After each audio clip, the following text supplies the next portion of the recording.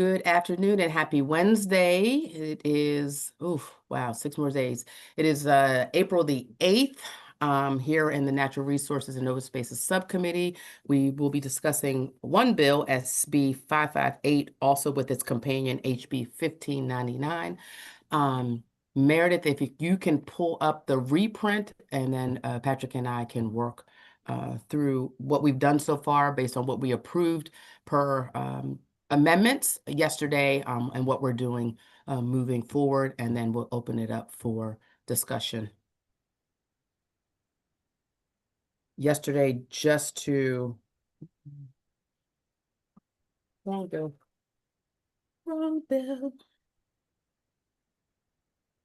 We approved a couple of amendments yesterday. Patrick, you want to go ahead and start? Yeah. Meredith could scroll down a little bit.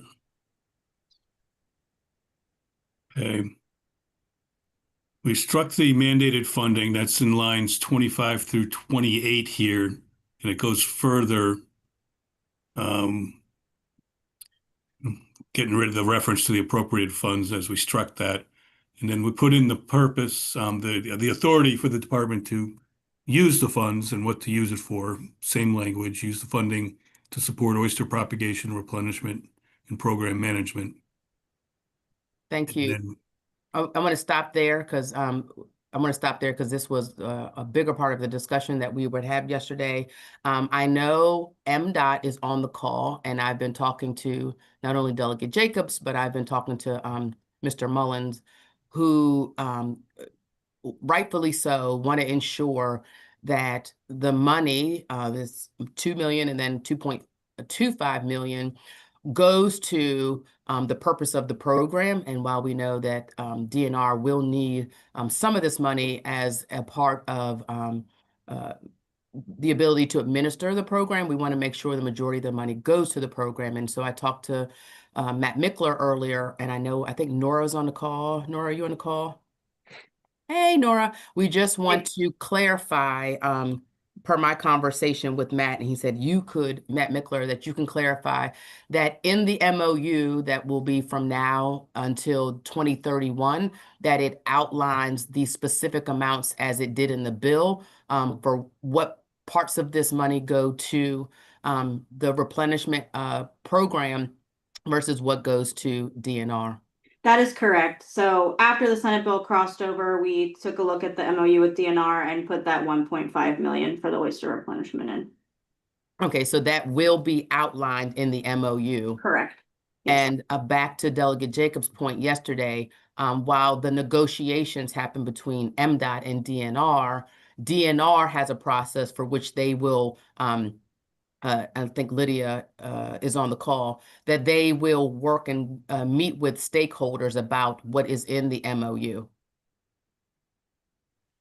That is correct. We'll work with the local oyster committees as we always have in the past, and continue to do that cooperation. And so I want to just check in with Delegate Jacobs and Mr. Mullins to ensure again that 1.5 million will be specified in the MOU as use for the program. Madam Chair, thank you. I appreciate you getting clarification on that. Because the bill had changed that much, it wasn't clear, and I appreciate you reaching out to the appropriate people and getting clarification on that. And we're happy that it still stayed in the same posture. You're welcome, Mr. Mullen. Thank you, Delegate, and I appreciate you leaving that concern and answering some prayers. How's that? Amen. I'm not Jesus though, but but no problem. We want to work. We understand the importance of the program, but we all want to honor the fact that there was already an MOU being worked through. So I think we got the best of two worlds, and I think we got solutions on both ends. So I hope there's satisfaction there. Is there any other questions? Jeannie, did you have any questions? Any concerns? No, Madam Chair, this is looks good from the Speaker's office. Sorry. I forgot. I didn't realize I got two Jeannies on the call. Oh, I'm sorry. Jeannie. No, but Speaker's office is good. Oh, thank you. I'm sorry, Jeannie. No problem. That has been happening to Jeannie and I all session long. So It's an honor. It's an we're honor. getting used to it. It is. No, we appreciate the clarification and we thank both of the departments for including that language in the MOU. And we look forward to working with both departments on this going forward. Right. And I also just want to clarify from Lydia that there's always a work plan that is provided that will also outline what is happening with that money. And I'm sure it's going to be per that work plan, maybe the amount, so that there's further transparency about the program and where the money is going, at least, you know, when we talk about the 1.5 million. Yes, that's correct. We're happy to make those public. Awesome. Any other discussion, questions, or clarifications? I know the vice chair, did you want to add anything? The vice chair, did you want to add anything? I know you had some questions. Are you satisfied? Are you? Okay.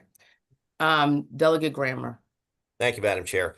Just wanted to say I'm going to be a no today. I Yes, sir. have concerns about the source of the funding, and I would hope that ultimately the private industry would handle this, and just wanted to put that out there. I think the goal of the funding is worthwhile, but that's why I'll be a no today. Thank you, Delegate Grammer. Do I have a motion to move the amendments in this first half of the bill? So move, Madam Chair. Is there a second? Second. Thank you. Any further discussion on the amendments? All in favor of the amendment signify by saying aye. Aye. Any opposition? Thank you. Can we pull back up the bill, and we're going to go to the second half of the bill with the reminder that yesterday we amended the bill to strike on page 3 under the Maryland Seafood Industry Financial Assistance Fund, strike lines 22 and 23, referring to the state treasurer shall hold the fund separately. And then we also voted to remove the lines 26 through 27 about the fees and loan repayments, and replace that section with loan principal replacements. And then we also moved on page 4 to strike lines 6 through 9. So I just wanted to remind us of that. And then if you want to take it back from there, from the top, Patrick, you can go for it. Okay. Okay, we have all of that, and I think Steve McHenry at Marbidco is happy with that. Then we have new in the section 3. It's on the last page, Meredith. There you go. It's after line 8, between lines 8 and 9. This is authorizing Marbidco to transfer up to $337,500 each from the Shucking House Loan Program and the Microloan Program to the new fund that we're creating under this bill for 2 years. And they would be required to repay those programs by June 30th, 2028. Thank you, Patrick. And I believe Marbidco is happy with that. Yes, yes, it was one of their amendments that they agreed to. Any discussion on these changes?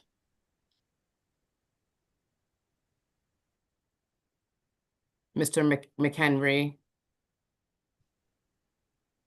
Thank you, Madam Chair. We are good with all of these amendments. Thank you very much. Yes, you just want to see the program repaid back, given certainly, as you mentioned in your emails that you've sent, that there has been really a success in one of those, and we want to make sure that money is still available when needed. So thank you so much for working with us.